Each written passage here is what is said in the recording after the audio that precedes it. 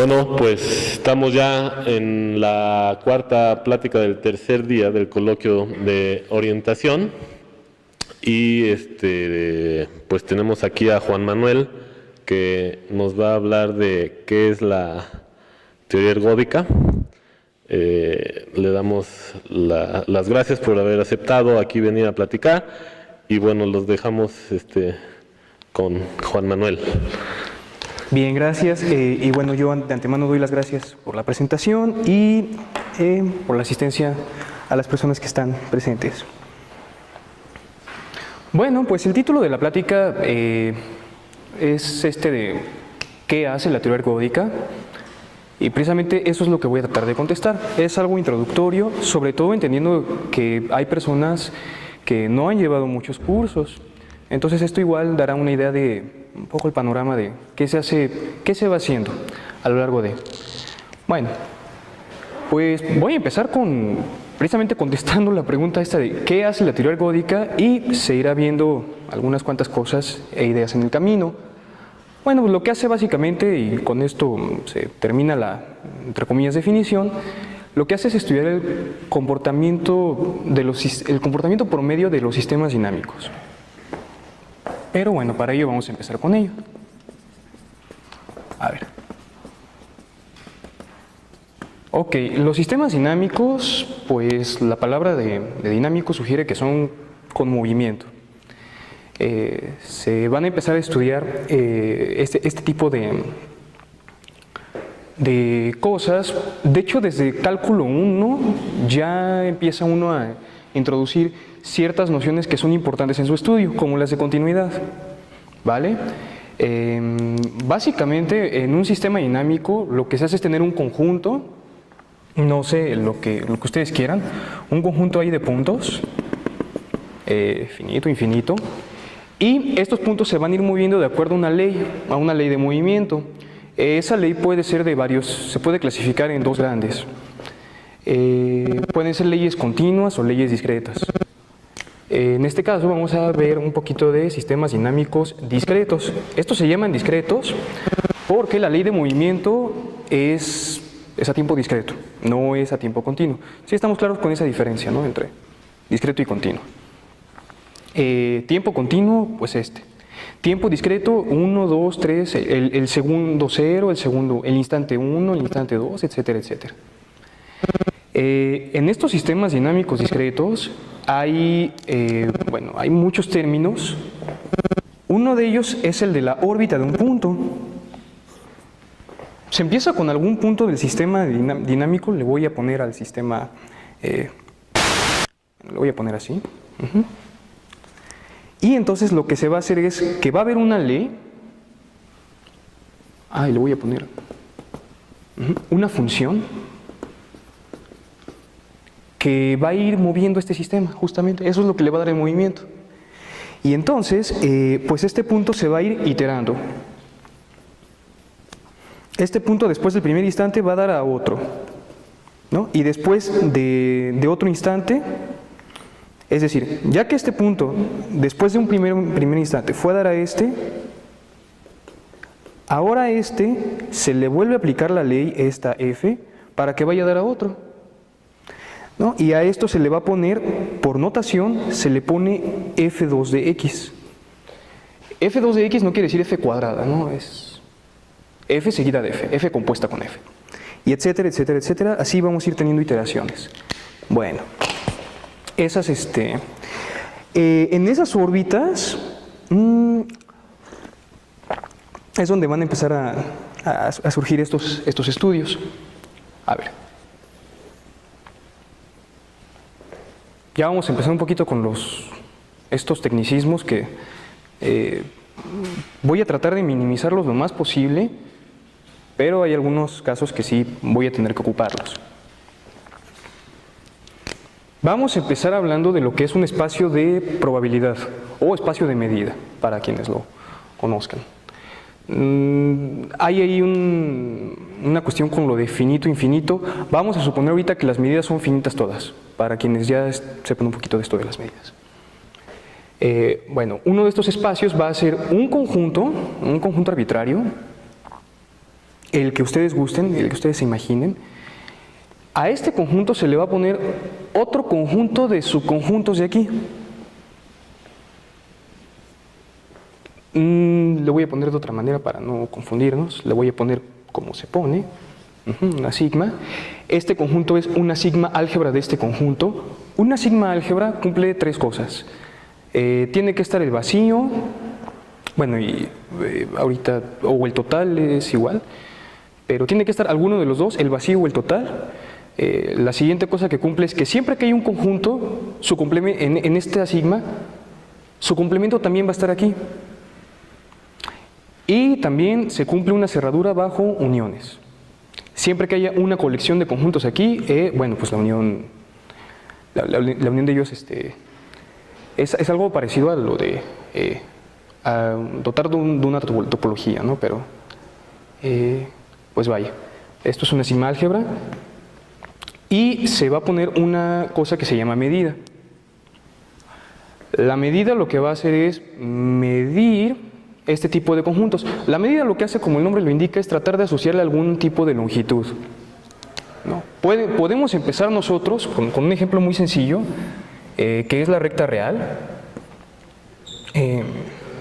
Bueno, no importa. La recta real, e ir definiendo aquí algún tipo de conjuntos a los cuales se les quiere asociar longitud.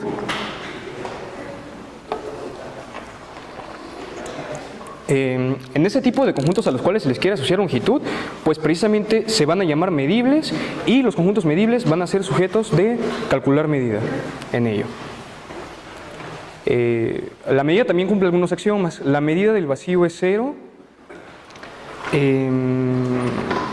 Hay una desigualdad ahí también que pasa. Y siempre que estas medidas de aquí, una propiedad importante,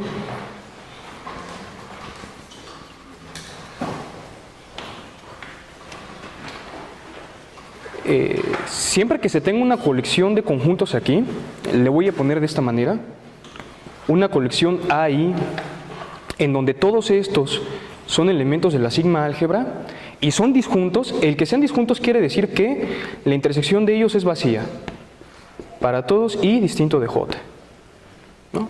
Bueno, siempre que pase esto, la medida de la unión de ellos,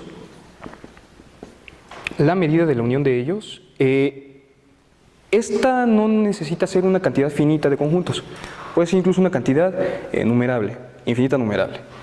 Entonces, la medida de la unión de todos ellos va a ser una serie. Va a ser ir midiendo cada uno de ellos y sumar. Entonces, bueno, pues aquí también, para las personas que comentan que van apenas empezándose con esto, es aquí donde a veces salen las series, ¿no? Y bien, en este tipo esto se estudia mucho. Esto se estudia tanto de que hay una materia que así se llama, teoría de la medida. Y es una materia de las que se les recomienda, sobre todo si son matemáticos, pero no exclusivamente matemáticos, también a las personas que hacen física, o a quienes van a hacer matemática aplicada, o a quienes van a hacer actuaría. Se les recomienda muchísimo llevar esta materia, es fundamental. De hecho, es tan fundamental que hay profesores que en sus cursos de análisis lo dan de manera obligatoria, no optativo. Y hay otros que lo reservan para después, etc. Bien, pues las medidas se estudian mucho. Nada más, o sea, como si ya llegó de repente todo el grupo, a lo mejor no le debe hacer dedicado de los otros. Claro. Bueno, pues a los que acaban de llegar, que sí me di cuenta, y de hecho también dije, quiero hacer un poquito de espacio, les voy a resumir un poquito lo que estamos hablando. La plática se llama ¿qué hace la teoría ergódica? Y para ello estamos introduciendo algunos cuantos básicos en ellos, en donde partiendo de un conjunto se construye una cosa que se llama sigma álgebra. A partir de este conjunto, la sigma álgebra cumple con algunas cosas. Tiene que estar vacío o total. Cada que se seleccione un elemento de aquí, un subconjunto de aquí. La sigma álgebra es un conjunto de subconjuntos. Y cada que se seleccione un subconjunto de aquí, entonces el conjunto complemento tiene que estar también aquí. Eso es un axioma, ¿vale?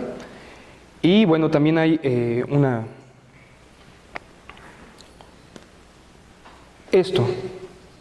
también esto debe de ocurrir para que tenga sentido hablar de estos. De hecho, tiene que ocurrir porque esta de aquí que se llama medida es una función que va a asignar algún número, asignar longitud a este tipo de conjuntos. Y pues, para que esto tenga sentido, solamente puede estar definido en estos de aquí. No podemos hablar de la medida de algo que no sea de aquí. Por ello es que a estos se les llaman conjuntos medibles. Este es un conjunto arbitrario, forman una sigma álgebra que es la de los conjuntos medibles. A ese par se le llama espacio medible. Y a esto ya se le llama espacio de medida, ¿vale? Bien, y esto que acabamos de comentar. ¿Más o menos alguna cosa para continuar? O sea, un ejemplo de una medida, un espacio de medida es un espacio de probabilidad. Sí. ¿Y por qué la probabilidad es una medida? Ah, sí. No, pues ese de ahí fue el problema que... Ajá.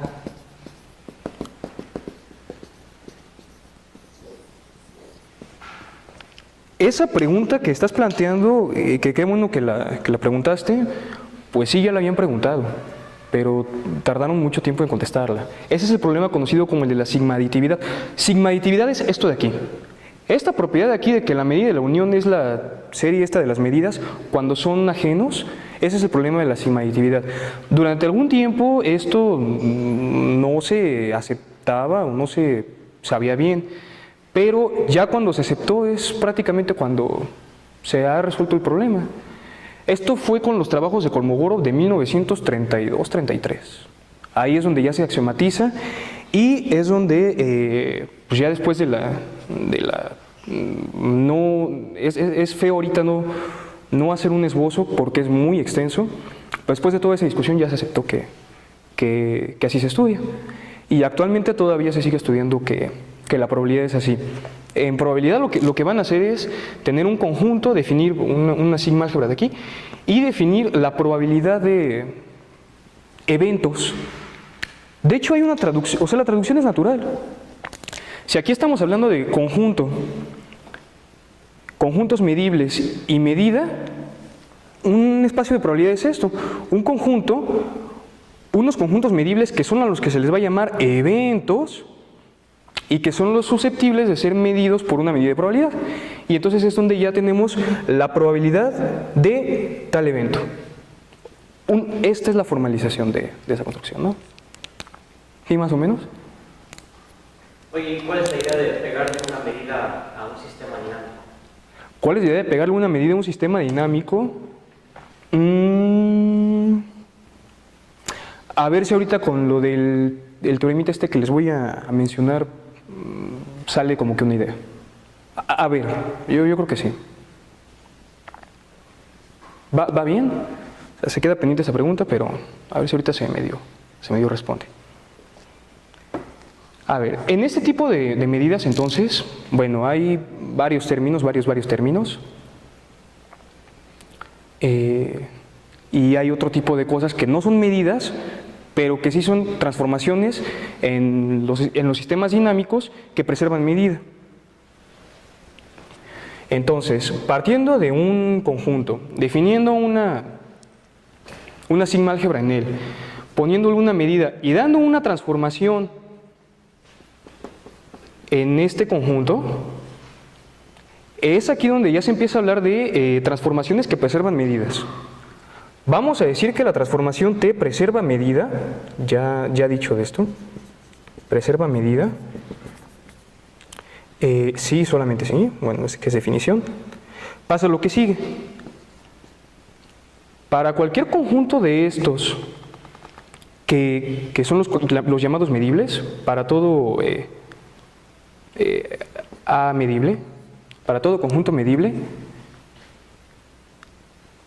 la imagen inversa bajo T de A,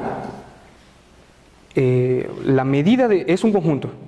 La medida de aquí, perdón, la imagen inversa bajo T de A es un conjunto. quién sabe quién sea, pero es un conjunto. Y lo podemos comparar con el conjunto A en medida. Cuando las medidas coincidan, vamos a decir que esta transformación preserva medida. Para poder hablar de esto de aquí, para poder hablar de este individuo, ya se necesita también pedirle algo más a este tipo de transformación. Se necesita pedir que esta T, antes de todo lo que puse, sea medible. Es antes de todo esto. T debe ser medible. T debe ser medible. A ver, ¿qué es que una función sea medible? Lo siguiente.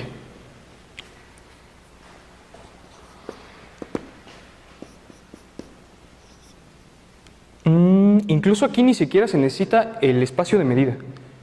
Se necesita solamente un espacio medible. Bueno, una función es medible. Voy a ponerla de este espacio a él mismo, aunque puede ser a otro. Va a ser medible siempre y cuando la transformación, la imagen inversa de cualquier conjunto de aquí esté acá. La imagen inversa de cualquier medible aquí sea medible acá. Con esto es con lo que arrancan para estudiar estas transformaciones que son medibles, ¿no? Esto azul es algo que sale en cursos estándar. Esto que está naranja ya es algo que quizás salga en algo más de dinámicos. Ahora, bueno, pues también hay otro tipo de transformaciones que son interesantes. Son las siguientes. Voy a relajar un poquito esta situación. Bueno, más bien no la voy a relajar, al contrario, la voy a pedir un poco más estricta. Si no solamente pedimos que las medidas coincidan, sino además pedimos que sean iguales como conjuntos, la pedimos, la transformación esta es medible, entonces, ¿quién está a la menos 1 de A? Pues un conjunto medible también. ¿Quién? ¿Quién sabe? Pero si sabemos que este es A, y además que esto ocurre para todos los conjuntos que les estamos llamando medibles, entonces no solamente, bueno, si los conjuntos son iguales, pues sus medidas evidentemente van a ser iguales. Entonces es una transformación que preserva medida. Pero no solo eso, vamos a decir un poco más. Estas transformaciones se van a llamar ergódicas. T es ergódica. Entonces, pues una transformación ergódica es una transformación que es medible y además que preserva medida y además que hace esto de aquí. Pero no que hace esto de aquí. A ver, ya lo dije mal. A ver, lo digo bien. Es que tenemos que empezar así. Están aquí las funciones medibles. Ahí están todas las funciones medibles. Vamos a decir funciones medibles de un espacio equipado con una sigma álgebra I en sí mismo, ¿sale? Se puede hacer en otro, distinto, pero ahorita vamos a decir que son el mismo. Entonces, medibles de un espacio en sí mismo. Hay un subconjunto de ellos que son las que preservan medida. Preservan medida. Y hay un subconjunto de ellos que son las ergódicas y aclaro aquí porque esto está mal. Si tenemos ya una que es medible y que además preserva medida, siempre va a haber un conjunto de elementos que hagan esto. A ver, voy a definir un conjunto. Le voy a llamar C grandota. C grandota, ahí lo voy a poner acá abajo.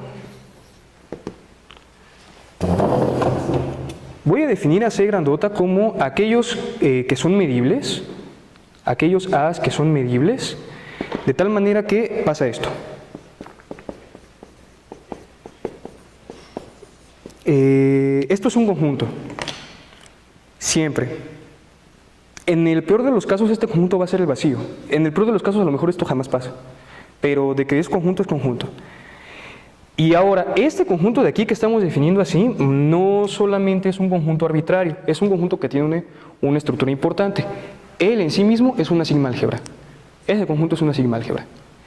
Y entonces, ahora sí, ya voy a definir bien lo que es ergódica.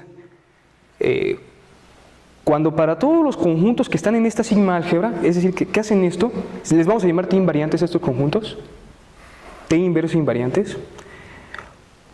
Cuando para todos ellos la medida es 0 o 1, es ahí donde decimos que la transformación es ergódica. Entonces T es ergódica, sí y solo sí. Para todos los conjuntos que están aquí, ahora le voy a poner así. Para todo B en esta colección que definí aquí, la medida es 0 o es 1. Una de dos opciones. Ya nos vamos acercando. ¿Vale, vale? Bueno, a ver, hasta aquí, ¿cómo vamos? Estos son los preliminares que hay que ocupar más o menos ya para lo que sigue. ¿Sí se siente tranquilo todavía? Porque apenas llevo 2 renglones. Bien. Hay que poner ejemplos.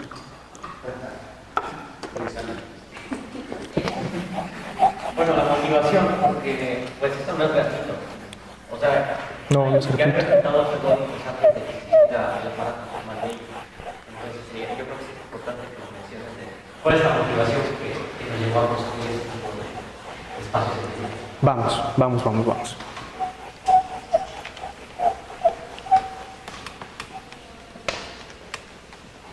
A ver, en vista del tiempo, porque si no de hecho, esto ya lo voy a tener que cortar.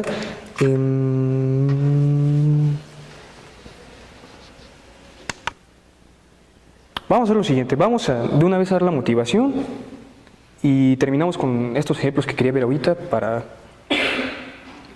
para que en vez de que si no me da tiempo de dar 5 ejemplos, pues al menos 3, ¿no? O 1. Pero vale. Pues ya que se habló de esto de las iteraciones y de las transformaciones, ahora sí empezamos con la motivación. Imaginen que parten de un punto del sistema este. Vamos a tener este aparato construido, ¿no? Ahorita supongan que está este aparato construido. Un conjunto, sigma álgebra del conjunto, medibles, medida I, transformación de estas, ¿no? Entonces elijan un punto, ¿no? Elegir un X, elegir un punto del sistema este. Y lo que vamos a ir haciendo es lo siguiente. Lo que vamos a hacer es irlo iterando bajo esta transformación de aquí. ¿Sale? Entonces, ¿qué es lo que vamos a hacer? Vamos a tomar pues la imagen de X y la imagen de la imagen de X y la imagen de la imagen de la imagen de X y así nos vamos a seguir. Nos podemos preguntar por algo. Nos podemos preguntar por... a ver, un ejemplo.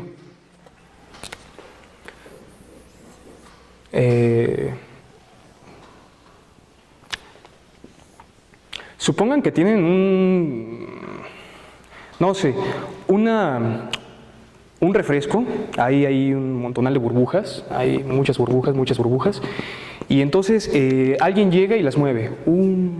Hay una ley dinámica ahí.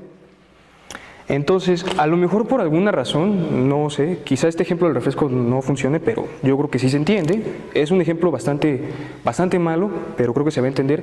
A lo mejor por alguna razón les interesa cuando una burbuja en particular de estas que están escogiendo cae en esta región. Y lo que vamos a hacer es lo siguiente, lo que vamos a hacer es, hagan de cuenta que ustedes no van a tener el sistema dinámico a tiempo continuo, lo van a tener a tiempo discreto, le van tomando fotitos al refresco, ¿no? Foto 1 y la burbuja está aquí, entonces no cayó. Foto 2 y la burbuja está aquí, entonces no cayó. Foto 3 y ahora sí. Foto 4, etcétera, etcétera, etcétera. Y así nos vamos, ¿no? Vamos a ir iterando. Y entonces, pues precisamente lo que vamos a preguntar es, ¿cuándo sí cae ahí, cuándo no cae ahí? Esto de aquí es lo siguiente. A cada una de las iteraciones, le voy a llamar así, a cada una de las iteraciones vamos a aplicarle una función indicadora. Seguramente varios ya están familiarizados con esto. Los que no estén familiarizados con esto, lo siguiente. La idea de una función indicadora es simple. Si en esta analogía de las fotitos, que la función indicadora valga 1 si es que la burbuja que se seleccionó sí cae aquí, y que la función indicadora valga 0 si es que la burbuja no cae.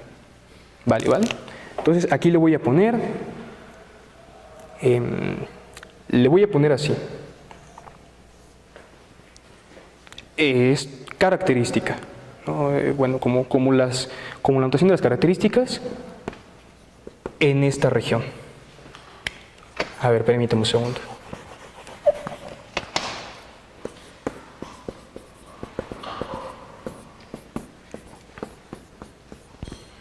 O sea, ¿qué es lo que va a pasar? Lo que va a pasar es que la burbujita esta va a dar un viaje Y después de que da el viaje, indíqueme usted si sí cae en esta región de interés o no cae en esta región de interés.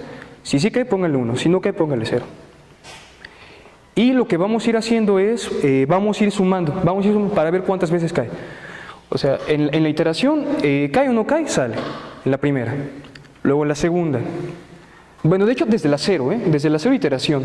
La 0 iteración es la inicial, la nada.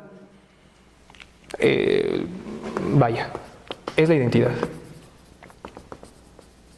¿No? Entonces desde ahí, originalmente estaba, sí o no. Y después de eso está o no está, y después de eso está o no está, y después de eso está o no está. Y vamos a ir sumando. Vamos a ir sumando. ¿Vale que vale? Hasta algún cierto número. Estas son en iteraciones. ¿Y qué les parece si después de hacer esta suma, a ver, ¿esto qué iba a indicar? Esto de aquí que se ve medio raro, ¿qué cuenta al final de las cosas? ¿Qué es lo que va a contar? ¿Cuántas veces cae la burbuja en el punto de interés?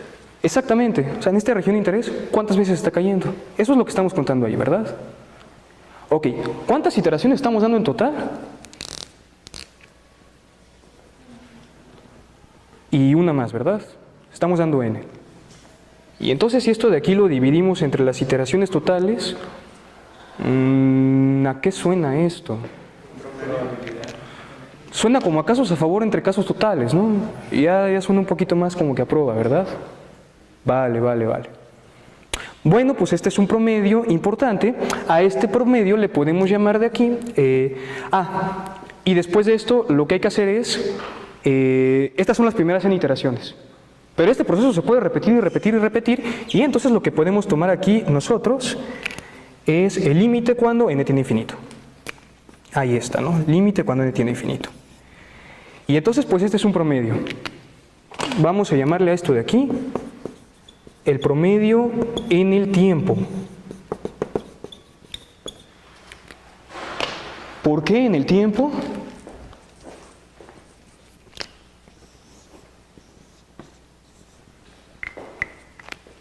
¿Sí? Estamos contando como que si uno quiere ponerse un poquito intuitivo en eso de casos a favor entre casos totales, estamos contándolos aquí. Vale. Son sobre este. Parecería que sería sobre n, no es sobre n. Es el límite en n, pero no es el promedio en las n's. Es el promedio en tiempo. Y entonces, pues, esto de aquí trae algo. Lo que nos podríamos preguntar nosotros, fíjense, hagan de cuenta que esta región es lo siguiente. Es la cuarta parte. Bueno, ya se los dije, pero está bien. Hagan de cuenta que esta región es la cuarta parte. ¿Cómo que cuánto esperarían que sea este promedio entonces? Pues esto sería intuitivo esperar, ¿verdad? Bueno, pero un cuarto pues lo podemos poner ya mejor en términos de esto. Y podemos ponerlo así. ¿Sale y vale? Siempre y cuando, una vez más, en el aparato este que estamos construyendo, siempre y cuando la región cumpla algo. Esta región de aquí es un conjunto, puede ser una región así, puede ser un intervalo en la recta real, puede ser, quién sabe, algo muy raro. Pero tiene que ser un conjunto de estos de aquí, un conjunto medible. No, por eso se construye eso. Entonces, una pregunta importante es, ¿cuándo esto sí pasa? Porque esto parece intuitivo que pasa, que ocurre, pero no siempre ocurre. Entonces, pregunta, ¿no? ¿Cuándo se da la igualdad? ¿Cuál igualdad? Esta de aquí. Y bueno, no, todavía no. ¿Cuándo es cuando ocurre esta igualdad? Que de hecho se puede generalizar un poquito más la pregunta. Es decir, responder a esta pregunta, esta es pregunta 1, y yo voy a hacer ahorita una pregunta 2, de tal manera que la pregunta 2 abarque a la 1 y todavía más. Porque lo que podemos poner ahora es lo siguiente. Lo que podemos poner ahora es esta de aquí, esta característica, esta indicadora 1, 0, puede ser otro tipo de función, más rara. Vamos a llamarle ya en general una función f. ¿Sale, vale? Y entonces la generalización de esto de aquí sería lo siguiente.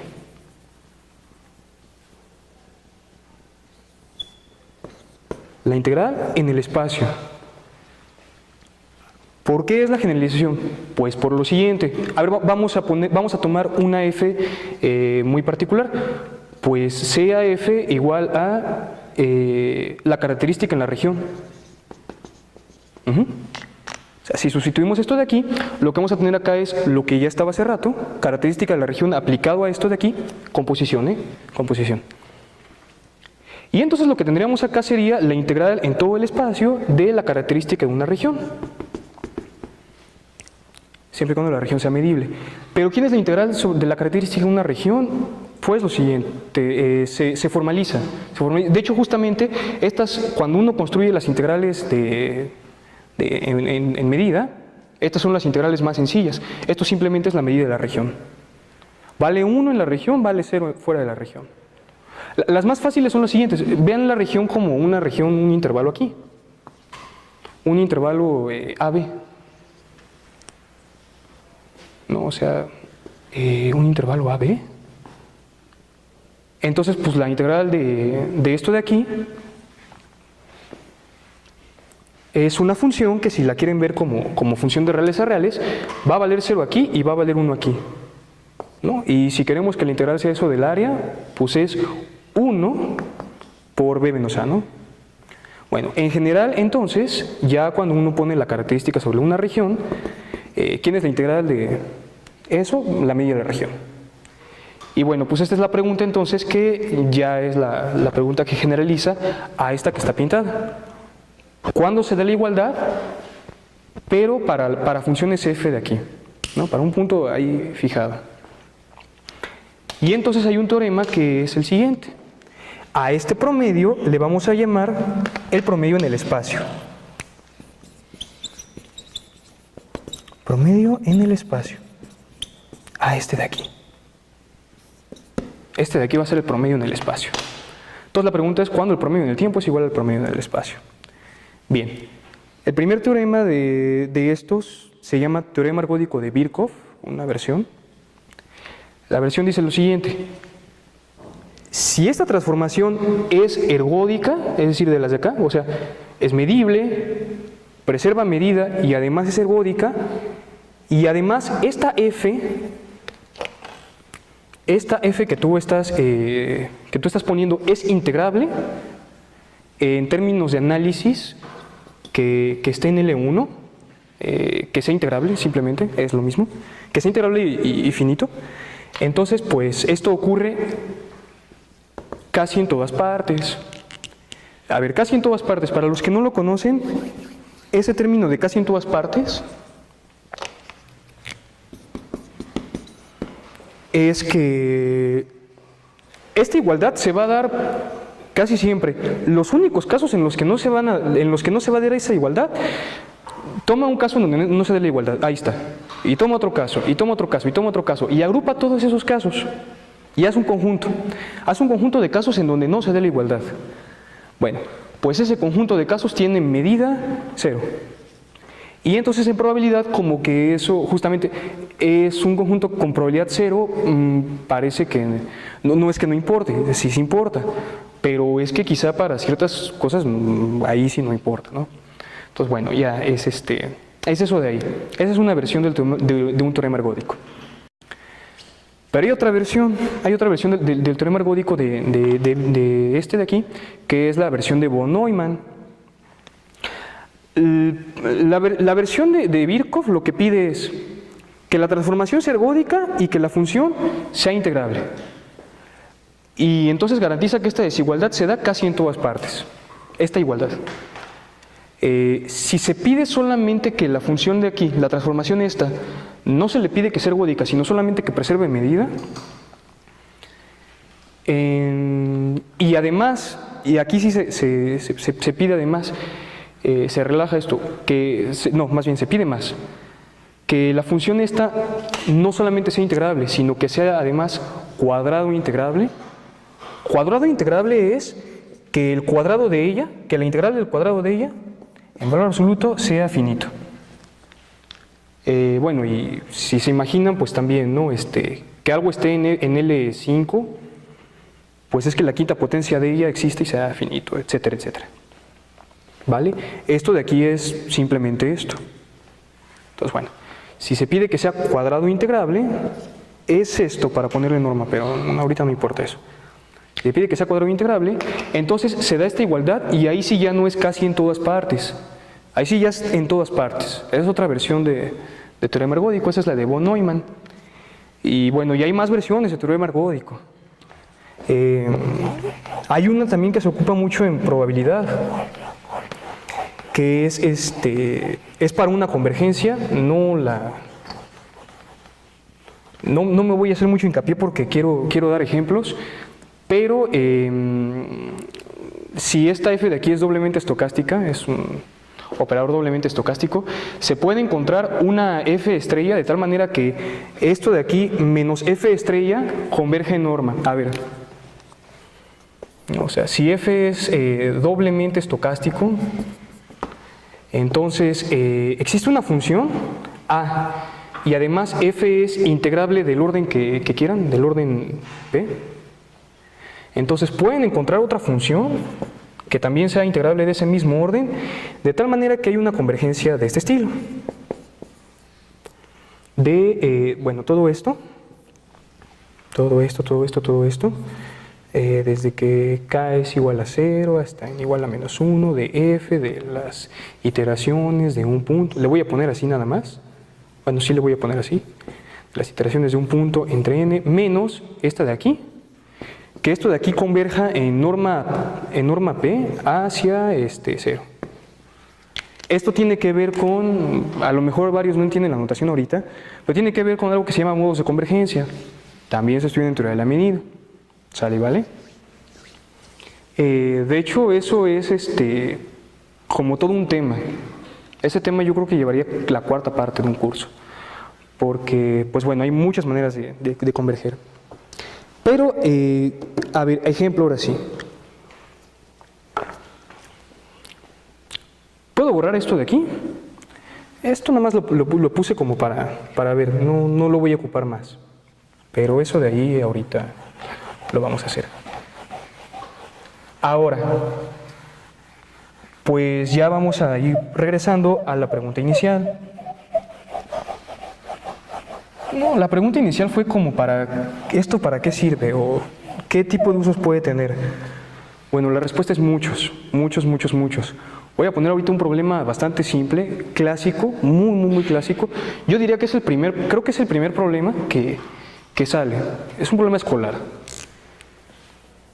Vamos a tomar las potencias de 2. 2 a la 1, 2 a la 0. Bueno, sí, no importa. Medida 0, no pasa nada. 2 a la 0, 2 a la 1, a la 2, a la 3, a la 4, a la 5, a la 6. Entonces vamos a ir tomando las potencias de 2. ¿Sí vamos bien? Ok, ahí vamos, ¿no? Ahí vamos. Sí, no, ya no vamos bien.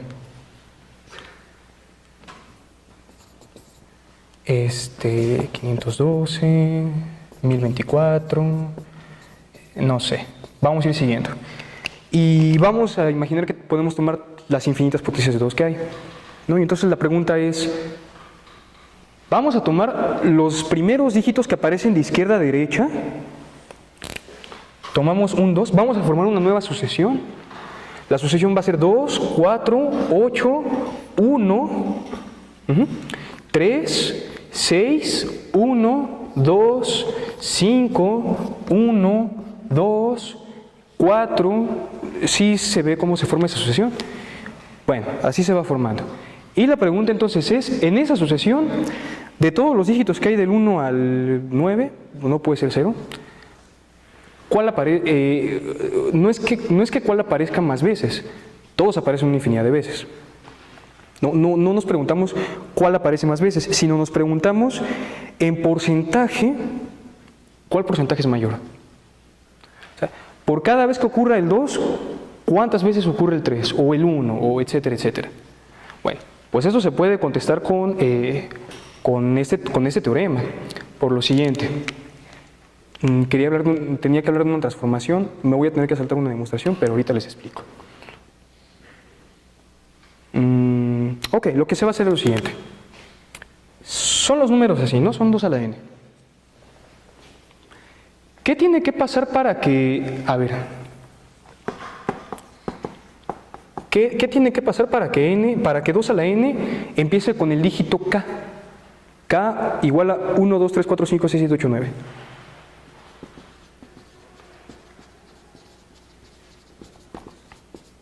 Empiece con K.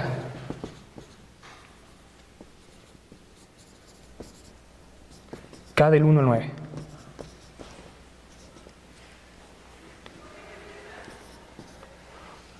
Piénsenlo, por ejemplo, en el 6. Pues que esté entre 60 o 70, pero aquí estricto, ¿no? O entre 600 y 700, o entre 6000 y 7000, o etcétera, etcétera. En general, para que empiece con el 6, tiene que pasar que haya alguna potencia de 10, voy a llamarle esta potencia así, que haga esto. ¿Sí se entiende? Alguna potencia de 10 que, de tal manera que 2 a la n esté entre 6 veces esa potencia de 10 y 7 veces esa potencia de 10. Con esto, cuidando mucho esto. Pero en general, para que empiece con el dígito k, pues entendemos esto de aquí, ¿no? Y entonces ahora, tomando logaritmos, la función logaritmo es, pues es así, ¿no? Es no dibujo bien, pero es así. O sea, es monótona, tiene una monotonía, entonces se puede tomar logaritmos base 10 en ambos casos, en los 3 casos, y lo que va a pasar es esto. A ver, tomando logaritmo base 10. Espero que me dé el tiempo de terminar esto. No, y bueno, y aquí también. Conste que le estoy poniendo así, no me refiero a esto, porque la logaritmo es esto, ¿no? O sea, la logaritmo es esta de aquí, no me refiero a esa logaritmo, me refiero a la de prepa, logaritmo base 10, si lo quieren ver así. No me refiero a esto, es tomando logaritmo base 10 pasa esto. Y bueno, pues también por algunas propiedades que ya conocemos, que se demuestran de manera formal, pero que ya conocemos, si entendemos que log es logaritmo base 10, aquí esto se sale como una potencia. ¿Sí estamos claros? Y el logaritmo base 10 de 10 es 1. Ok, entonces lo que tiene que pasar es esto. N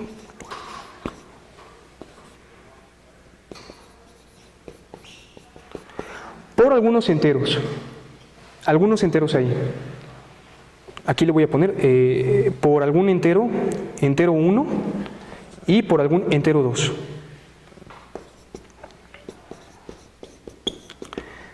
Y entonces lo que vamos a tomar ahorita es un espacio cociente. Es un espacio cociente en la recta real que se va a llamar módulo 1, o bajo esto de los logaritmos. A ver.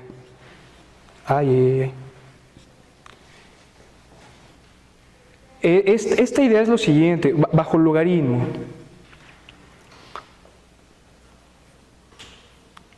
Vamos a definir una relación de equivalencia en donde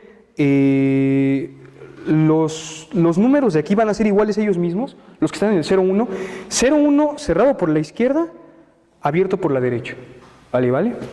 Y además de esto, todos los números que estén afuera de que estén desde el 1 hasta el 10, vamos a empaquetarlos con su logaritmo. Los que estén del 1 al 10, con esto. Y los que estén del 10 al 100, con el logaritmo del logaritmo. Y los que estén del 100 al 1000, con el logaritmo del logaritmo del logaritmo. Y así nos vamos a seguir. Eso va a ser una relación de equivalencia que se va a hacer ahí. Y bueno, pues bajo esta relación, esta desigualdad, los enteros aquí no van a importar. ¿Por qué no van a importar los enteros? Pues porque estaríamos trabajando en este conjunto de aquí. De hecho, para eso se hace ese es uno de los usos que se le da a los espacios cocientes. En vez de trabajar ahí con toda la recta, trabaja nada más con un pedazo. Y este pedazo es un toro, es como un toro, es que es un toro. Es un toro porque, digo, esto es dos-dimensional, pero si nos lo imaginamos uno-dimensional, esto de aquí va a estar identificado con esto de acá. ¿Sale, vale? Entonces, pues ya, se hace ahí un pegado. Y para que esto ocurra, entonces, hecho el pegado este de aquí, nos basta pedir esto, ¿vale? Y entonces es aquí donde ya viene el teorema de Birkhoff. Vamos a poner una función f que va a ser una función característica en cualquier intervalo. Una característica en cualquier intervalo. Le voy a poner así. Quedamos que la integral de una característica en un intervalo es la medida del intervalo. Y este intervalo que va de A a B, según la medida, no les menciono el nombre, pero la usual, vale esto, ¿no? Bien. Y entonces definimos aquí una transformación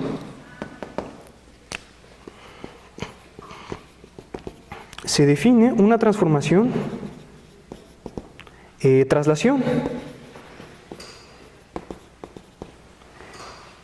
Cada número va a ir a dar bajo esta transformación a x más logaritmo de 2. Logaritmo base 10 de 2.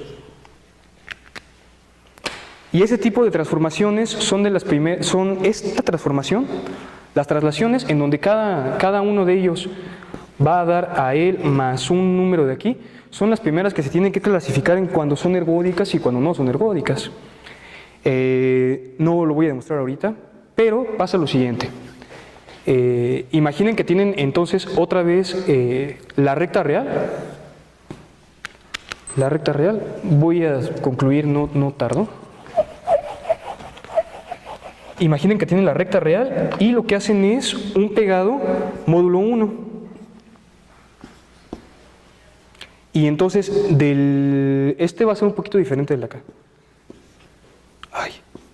Y entonces el 1.2 lo mandan al 0.2, ¿no? Y el 2.2 también al 0.2. Y el 3.2 también a ese, y etcétera, etcétera. Para estar trabajando solamente así. Están enrollando la recta real una y otra y otra y otra vez, y hacia acá también. Pero bueno, el trabajo ahorita viene aquí.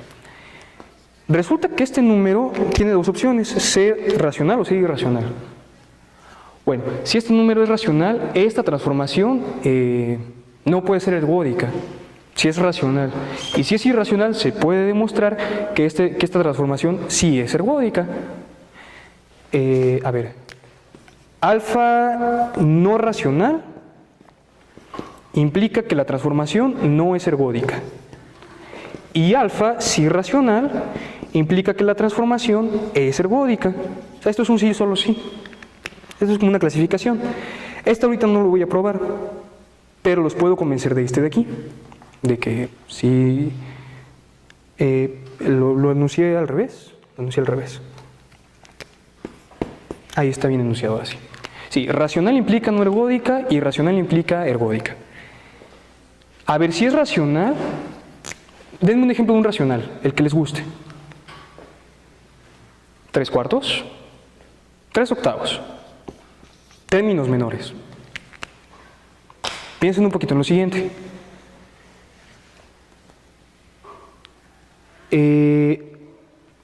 Piensen en qué va a pasar después de que hagan 8 veces esta transformación.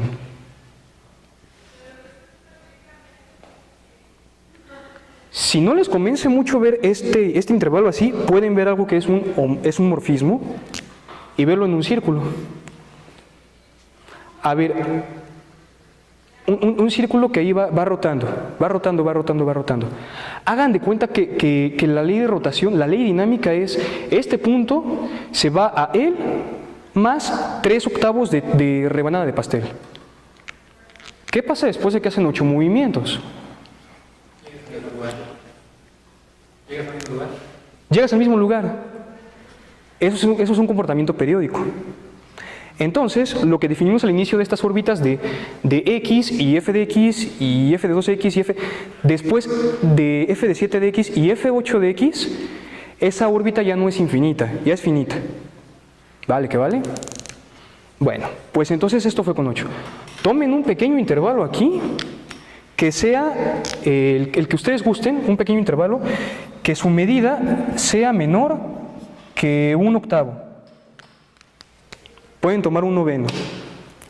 ¿Qué va a pasar con este intervalo después de que lo giren una vez, 2 veces, 3 veces, 8 veces? El intervalo vuelve a ser el mismo. Sin embargo, pues este intervalo no puede cubrir todo el círculo. ¿Está claro por qué no puede cubrir todo el círculo? Es que el intervalo mide menos de 1/8 y solamente se están dando 8 vueltas.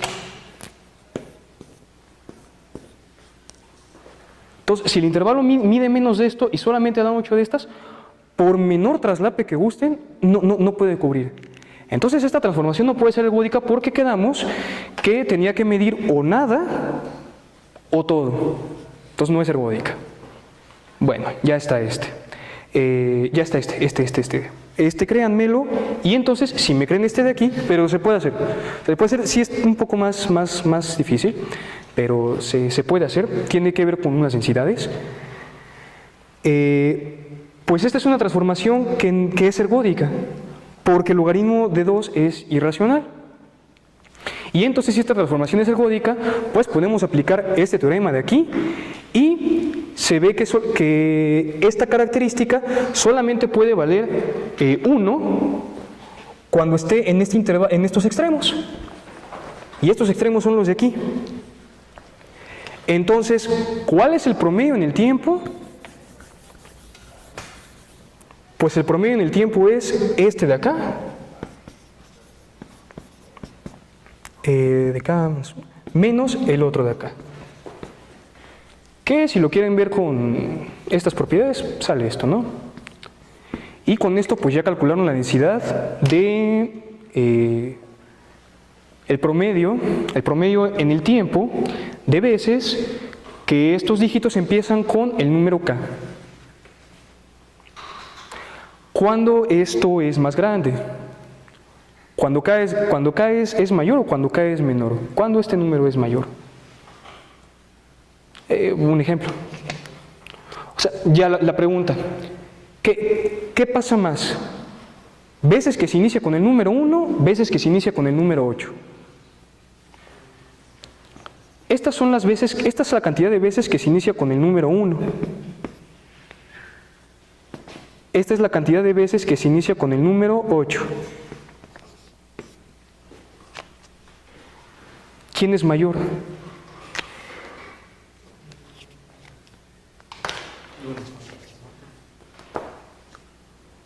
De hecho, esto es general. También pueden comparar con cantidad de veces que se inicia con el número 1 con cantidad de veces que se inicia con el número 2. O con el número 3. O con el 4. O etcétera. ¿Vale que vale?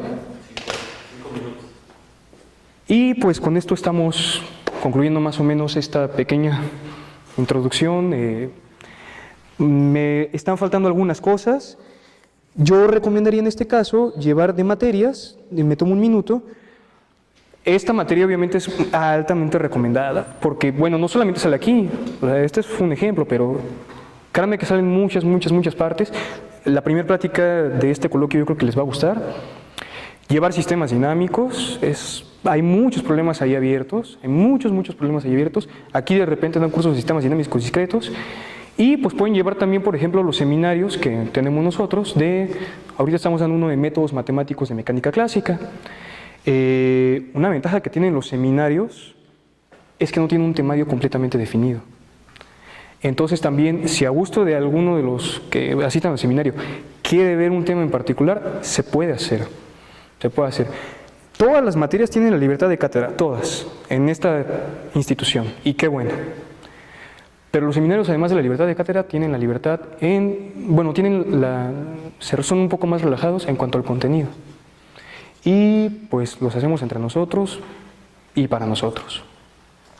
Y con esto estaríamos concluyendo la sesión de esta. Muchas gracias por su atención.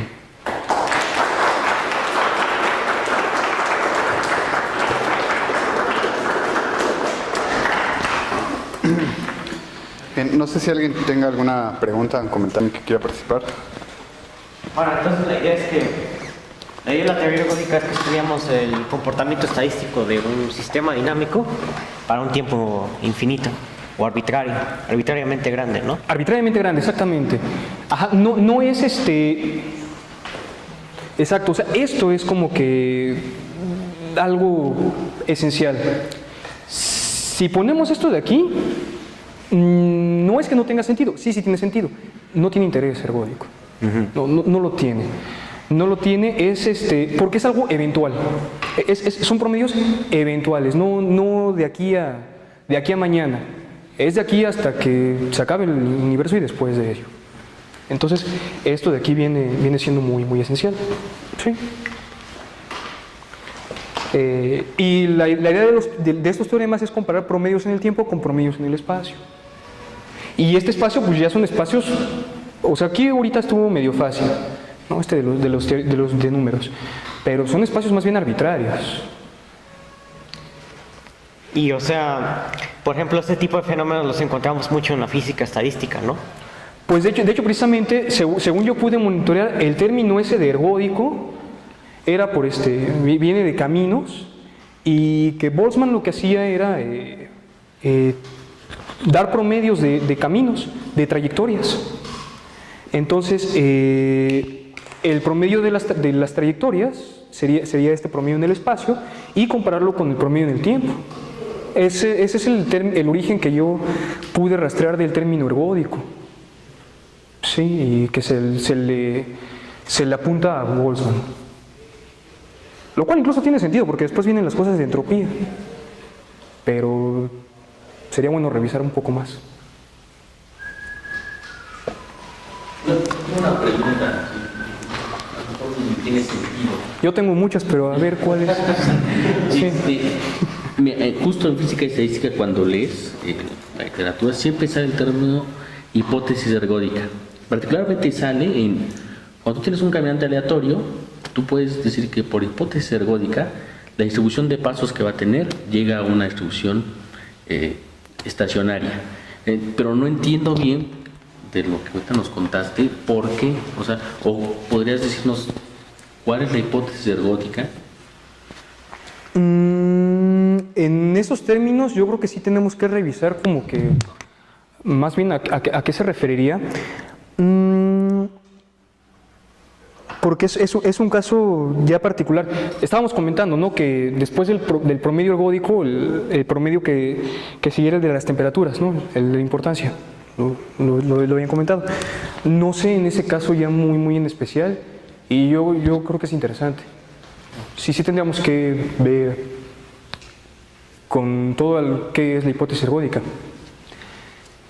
No sé si tenga que ver con las hipótesis estas de que se pide que la transformación cumpla con tales requisitos, o no sé a qué se le llame hipótesis ergódica, y entonces con estas hipótesis se garantiza tal cosa, ¿no? No sé si sea... No, justo era pregunta así sensata, ¿no? No sé yo tampoco.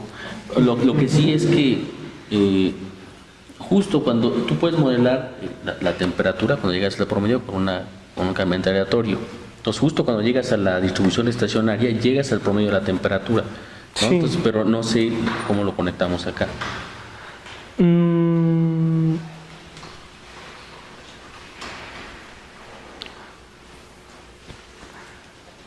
Pues ha de ser algo así, porque esto de aquí, esto del promedio del tiempo, de hecho también como que la motivación, yo me imagino que en todo caso sería esto de aquí es como lo aleatorio, y esto de acá es lo físico, porque quedamos que este promedio en el espacio, ya ahí sí ya son espacios ya muy, muy, muy suficientemente arbitrarios, ¿no? Como... Y por último, así para entrarle a teoría ergódica, el libro de cajón que darías. Libro de cajón. O bibliografía básica. Bibliografía básica. Pues de hecho también con algunos de estos que tengo, a ver, los tomé de la biblioteca. Este libro que se llama Ergodic Theory with a View Towards Number Theory, aquí está. Este como que funciona para teoría de números, ¿no? Para este tipo de problemitas. Este es un problema clásico. Este problema viene aquí, pero yo creo que viene en muchos libros. O sea, pero bueno, aquí vienen más problemas modulares y estas cosas. Y este que apenas andaba yo revisando, este de Polycott y Yuri, es un librito azul. Bueno, está pequeño, yo nunca estimo un libro por su grosor, pero me parece que este de aquí da los conceptos de análisis topológicos bastante concisos. Bastante concisos en el sentido de que en pocos capítulos como que define la herramienta que va a ocupar. La define muy bien y no ocupa tanto propiedades de espacios métricos que son más como de análisis, porque luego de repente eso es lo que pasaba. De hecho, la primera vez que yo intenté estudiar sistemas dinámicos, eso ocurrió. Veía libros de sistemas dinámicos que daban muchas definiciones de análisis, mucho, y después, sí, ¿y dónde están los sistemas? Ya llevo un capítulo de 40 páginas y no veo ningún sistema, ¿no? Esto desde la segunda página ya empieza a conectar. Y mira, tal definición, aquí te doy un ejemplo. Y tal definición, otro ejemplo. Y tal. Yo creo que este está muy bien. Y para la parte de física, ahí sí sería el Arnold. Arnold de problemas ergódicos de la mecánica clásica. Hay uno que es el de métodos matemáticos de la mecánica clásica. Ese también es un librazo. Para describirlo necesitamos una sesión aparte, o dos, o un coloquio aparte para escribir ese libro, porque es un librazo. Pero el de problemas ergódicos de la mecánica clásica está bastante bien y va enfocado más a esto. Bien. Gracias. Vale. ¿Alguna otra pregunta?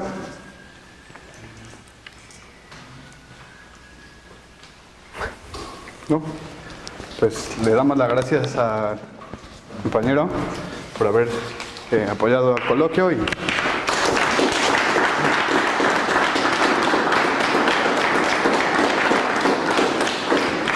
y pues gracias damos por... las gracias también.